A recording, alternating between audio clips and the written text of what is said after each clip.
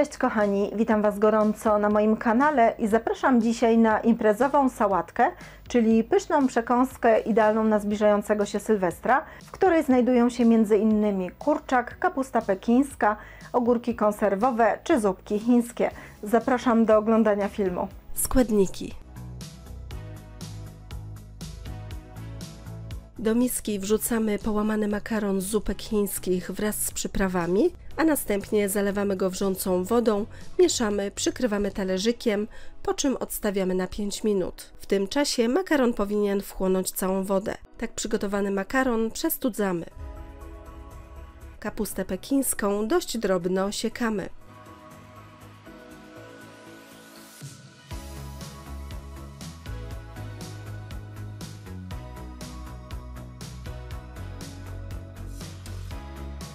Oddzielone od kości mięso z kurczaka kroimy na mniejsze kawałki.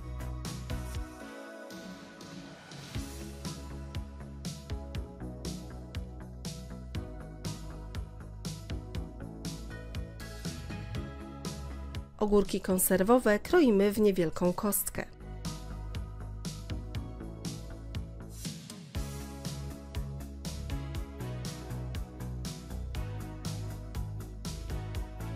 Odsączone z syropu plastry ananasa kroimy w paski.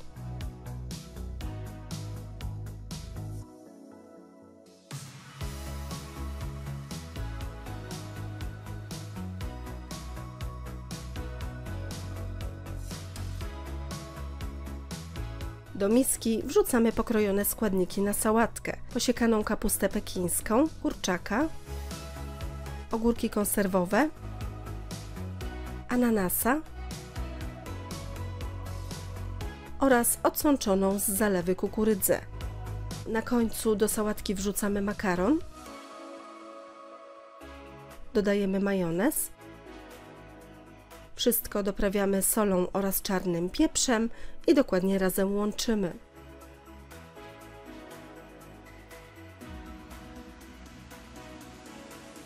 Tak przygotowaną sałatkę wstawiamy do lodówki na pół godziny, aby wszystkie smaki się przegryzły. Po więcej pysznych przepisów zapraszam na mój kanał Smakowite Dania oraz na stronę smakowitedania.com.